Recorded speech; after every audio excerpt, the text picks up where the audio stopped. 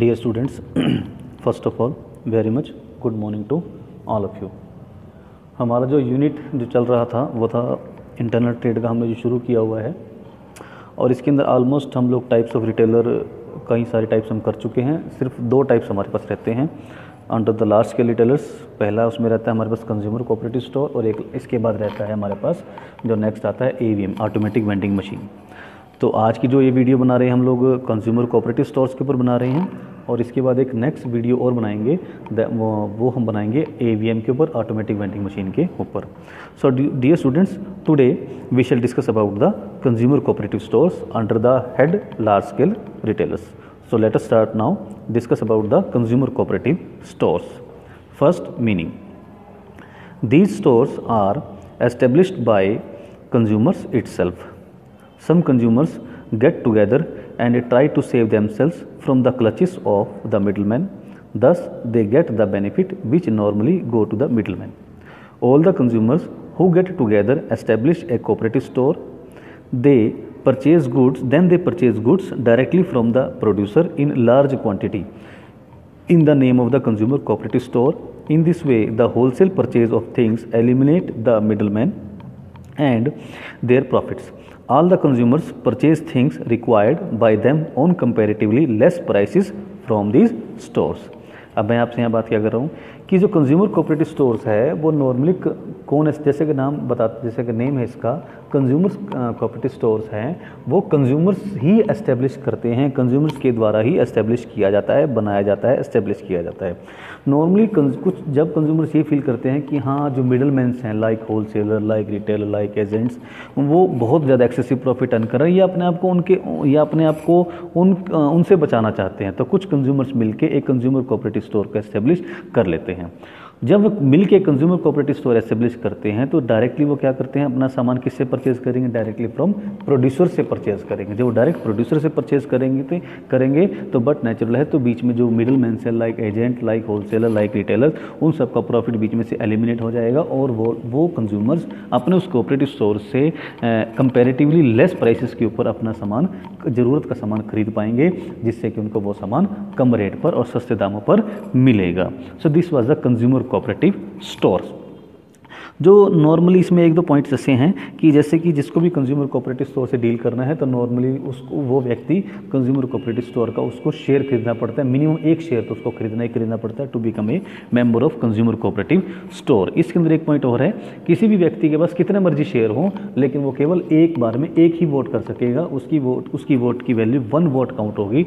ऐसा नहीं कि मान लो किसी ने टोटल शेयर्स का 25% शेयर्स परचेज कर लिया, टोटल मान जितने भी शेयर कंपनी के हैं उसमें से 25% शेयर किसी एक व्यक्ति ने खरीद लिए, तो ये नहीं कि उसकी वेटेज ज़्यादा हो जाएगी, उसकी भी वोट 1 पर्सन 1 वोट का फंडामेंटल यहाँ पर अप्लाई होता है। ये चीज़ इसकी थोड़ी सी पॉइंट है जो यहाँ पे हमें कंज्यूमर कोऑपरेटिव स्टोर को बनाते हुए ध्यान रखने पड़ते हैं। Let us talk about the features of consumer cooperative store. Establish and run by the consumers. Normally जो भी कंज्यूमर कोऑपरेटिव स्टोर है वो एस्टेब्लिश एंड रन, बनाए भी कंज्यूमर्स के द्वारा ही जाते हैं और रन भी कंज्यूमर्स के द्वारा ही होते हैं। दूसरा eliminates the middleman. Consumer cooperative stores के अंदर मिडलमैन का जो कंसेप्ट है उसको एलिमिनेट किया गया है ताकि सारे जो मिडलमैन वाले बेनिफिट्स हैं वो सारे के सारे डायरेक्टली कंज्यूमर्स तक पहुंचाए जा सके। थर्ड पॉइंट की बात करें, cash cell. Consumer cooperative store के अंदर नॉर्मली जो सारी सेल होती है वो कैश सेल होती है, क्रेडिट सेल का इसके अंदर कॉन्सेप्ट यूज़ नहीं किया जाता। फोर्थ पॉइंट की बात है, members can leave membership any time. मैंने आपको बताया कि जो व्यक्ति जिस भी व्यक्ति को कंज्यूमर कोऑपरेटिव स्टोर से डील करना है नॉर्मली उसको उसकी मेंबरशिप लेनी पड़ती है और मिनिमम उसको एक शेयर तो उस कोऑपरेटिव स्टोर का खरीदना पड़ता है। तो इसी तरह अगर कोई मेंबर कंज्यूमर कोऑपरेटिव स्टोर को छोड़ना चाहता है तो कोई कंपल्शन नहीं है, वो कभी भी उसको छोड़ सकता है मेंबरशिप को एट एनी टाइम। कोई कंपल्शन नहीं है कि उसको वो मेंबरशिप अगर एक बार ले ली तो वो नहीं छोड़ सकता, वो छोड़ भी सकता है जब भी अपनी अकॉर्डिंग टू देयर नीड या according to their choice. Profit is distributed among the members. At the end of the year जो भी प्रॉफिट उस कंज्यूमर कोऑपरेटिव स्टोर का होगा वो प्रॉफिट उसके मेंबर्स के बीच में डिस्ट्रीब्यूट कर दिया जाएगा। नेक्स्ट थिंग की बात करें, good quality things are sold. Normally जो कंज्यूमर कोऑपरेटिव स्टोर है उसके अंदर गुड क्वालिटी थिंग्स, अच्छी क्वालिटी की चीज़ें ही सेल करी जाती हैं। ये अच्छी क्वालिटी की चीज़ें ही वहाँ पर सेल करी जाती हैं।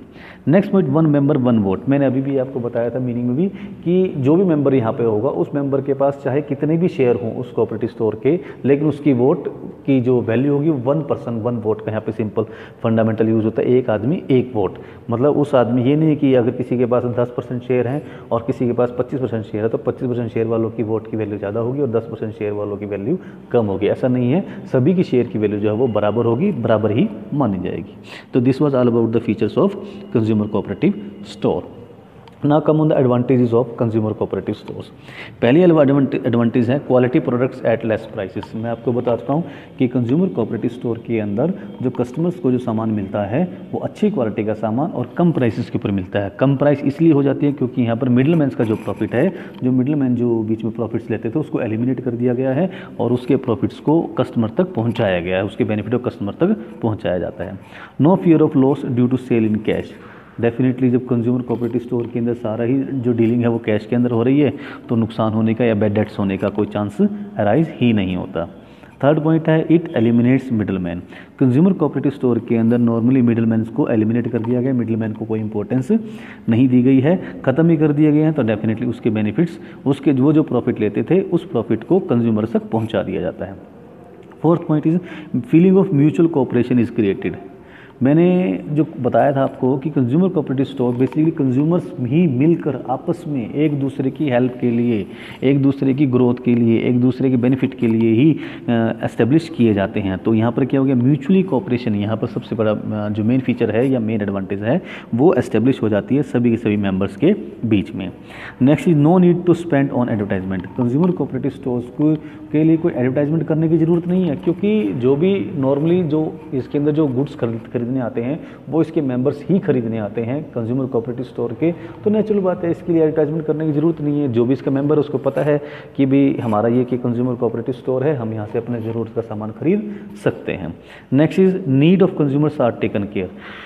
यहाँ पे नेक्स्ट जो इसकी एडवांटेज रहती है कस्टमर्स के लिए भी कि केवल वही सामान यहाँ पर मंगवाया जाता है जो कस्टमर की ओर नीडेड है, जो कस्टमर को चाहिए, जो उनके मेंबर्स को चाहिए, उसी की सामान की purchasing from the company, from the producer directly consumer cooperative store करता है। तो कस्टमर की जो नीड है वो फर्स्ट प्रायोरिटी पर रहती है। These were all about the 6 points of advantages. Now let us discuss about the disadvantages. There are basically 4 points which comes under the limitations of consumer cooperative stores. The first is loss has to be faced when the market is dull. Sometime market क्या होती है, डल होती है। अगर market down चल रही है तो कई बार कंज्यूमर कोऑपरेटिव स्टोर्स को क्या हो सकता है, नुकसान भी फेस करना पड़ सकता है। दूसरा पॉइंट है possibility of calls between the members. ये बहुत बार देखा गया है कि कंज्यूमर कोऑपरेटिव स्टोर जो हैं बहुत ज़्यादा सक्सेस क्यों नहीं हो पाए या क्यों नहीं हो रहे हैं, उसका रीज़न ये है कि जब मेंबर्स के बीच में जो है वो शुरुआत में तो कोऑपरेशन रहता है पर धीरे धीरे वो कोऑपरेशन ख़त्म हो जाता है और उनके बीच में झगड़े अराइज होने शुरू हो जाते हैं, क्वारल अराइज होनी शुरू होती है, झगड़े अराइज होने शुरू हो जाते हैं जिससे कि कंज्यूमर कोऑपरेटिव स्टोर क्या हो जाते हैं, वो फेल हो जाते हैं। Next spirit of cooperativeness is lost because the large number of members. हमने एक एडवांटेज में बताया था कि स्पिरिट ऑफ कोऑपरेटिवनेस, कि सभी मेंबर्स के बीच में एक सहयोग की भावना होती है क्योंकि सभी एक दूसरे के बेनिफिट के लिए जुड़े होते हैं, एक दूसरे का सहयोग करने के लिए ही जुड़े हुए होते हैं। लेकिन जब ये नंबर ऑफ मेंबर्स की क्वांटिटी बढ़ने लग जाती है, 50 से 100, 100 से 200, जब जैसे जैसे नंबर ऑफ मेंबर्स बढ़ते चले जाएंगे वैसे वैसे जो फीलिंग ऑफ कोऑपरेटिवनेस है वो ऑटोमेटिकली ख़त्म होती चली जाएगी, जिससे कि कंज्यूमर कोऑपरेटिव स्टोर की फेल होने की पॉसिबिलिटी बढ़ जाती है। Then fourth is lack of expert to run the business. ये थोड़ा मीनिंग बड़ा अच्छा पॉइंट है, थोड़ा ध्यान से समझने वाला पॉइंट है।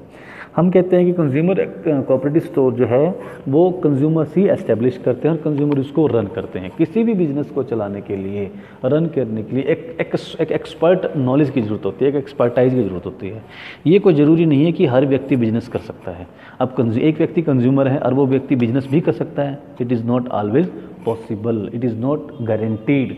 तो हम ये नहीं कह सकते कि जो व्यक्ति कंज्यूमर है वो बिजनेस जब कंज्यूमर कोऑपरेटिव स्टोर बनाएगा और फिर वो खुद ही उसको रन करेगा तो वो उसको सक्सेसफुली रन कर लेगा, ऐसी कि इस बात की कोई गारंटी नहीं है। तो इसी वजह से ये, और कोई वहाँ पर एक्सपर्टाइज की फैसिलिटी भी अवेलेबल नहीं होती, तो इसलिए समटाइम्स कंज्यूमर कोऑपरेटिव स्टोर क्या हो जाते हैं, वो फेल हो जाते हैं।